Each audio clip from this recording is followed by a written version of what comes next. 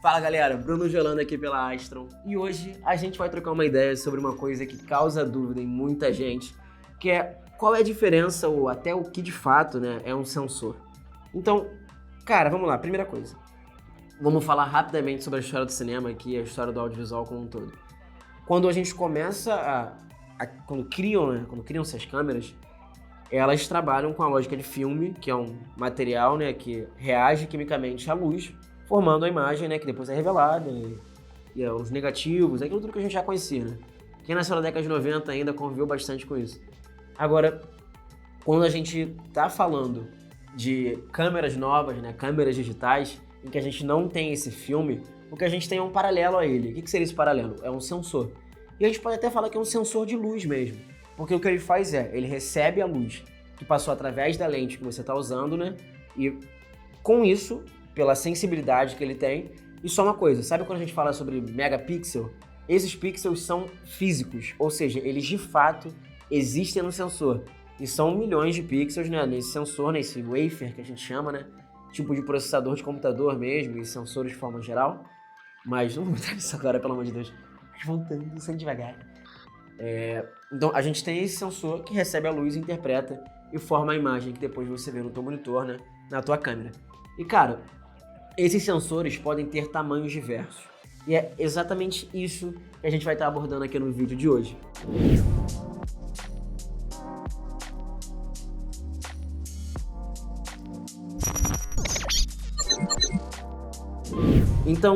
Então vamos começar.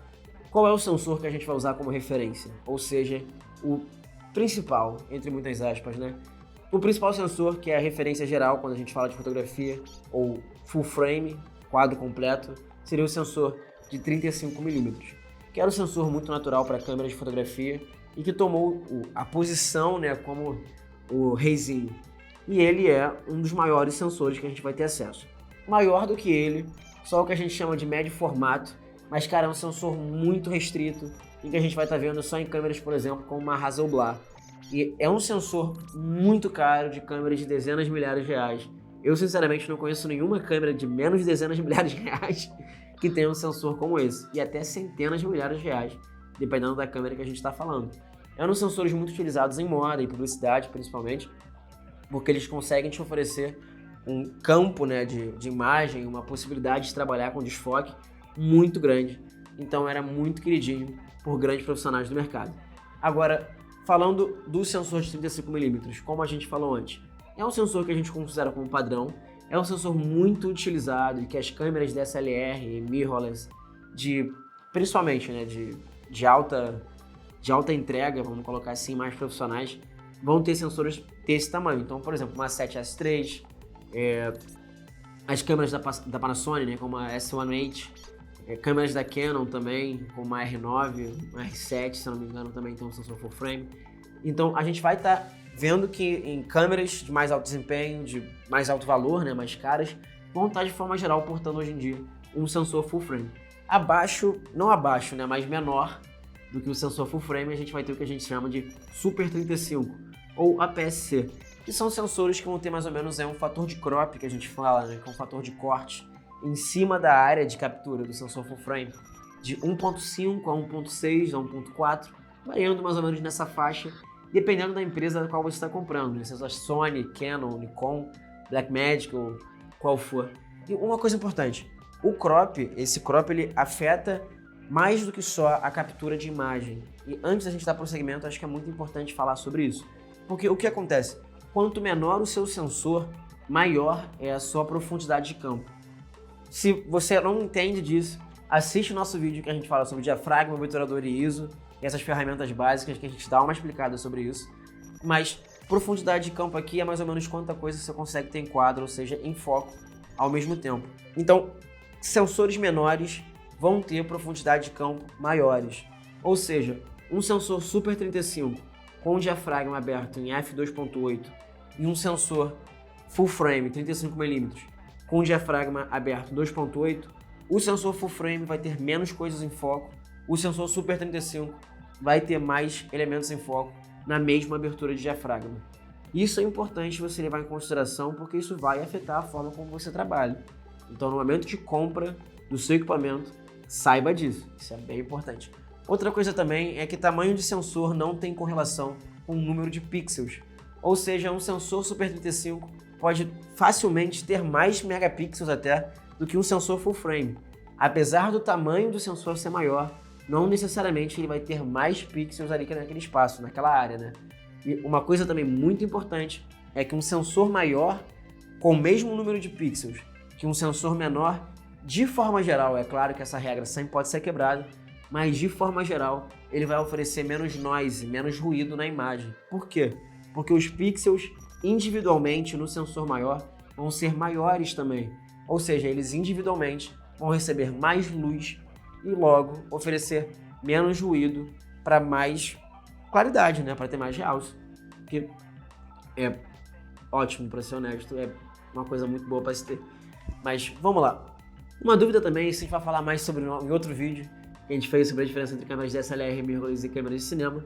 Mas uma coisa também bem interessante é que as câmeras de cinema profissionais, essas câmeras mesmo que você conhece, de centenas de milhares de reais às vezes, são centenas de milhares de reais, né? Real é horrível, meu Deus, plural. Mas centenas de milhares de reais às vezes, são câmeras que de forma geral têm sensores Super 35 e não full frame. Isso é muito uma questão de padrão de mercado. Isso também acho que é uma grande prova de que o sensor maior não necessariamente significa que ele é melhor.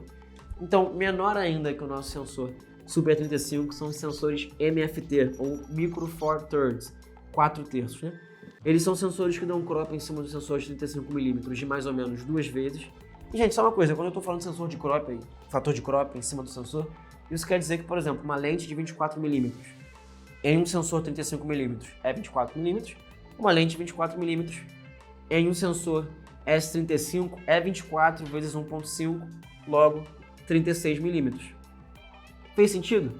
Uma lente de 50mm em um sensor Super 35 é comparada a uma lente de 75mm em um sensor Super 35, um sensor de 35mm de uma full frame de fato. Com o sensor MFT, o fator de crop 2 vezes, uma lente full frame de 24mm vai ser uma lente de 48, uma de 50 vai ser uma de 100. Proporcionalmente, né?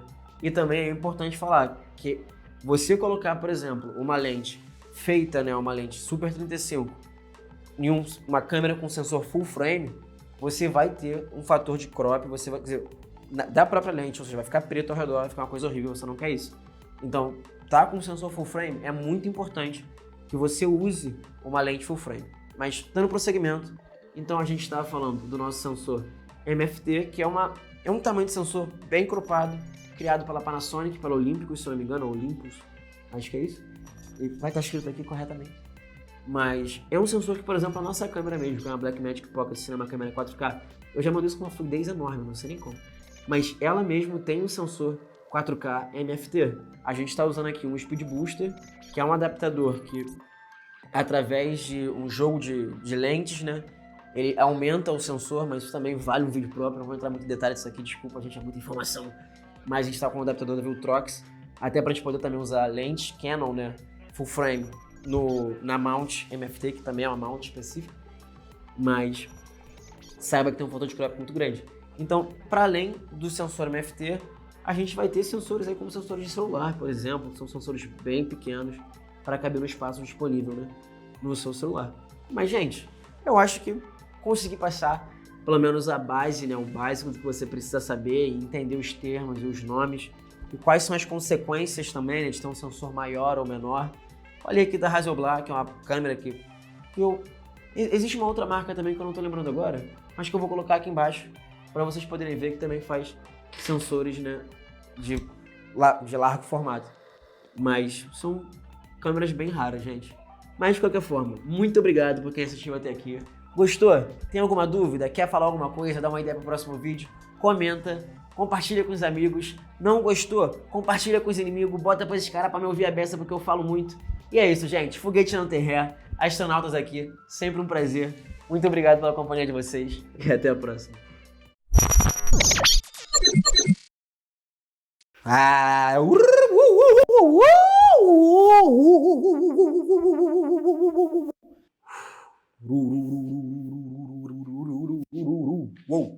Ha! O Alien deve estar vendo isso pensando que o Bruno é muito sequela.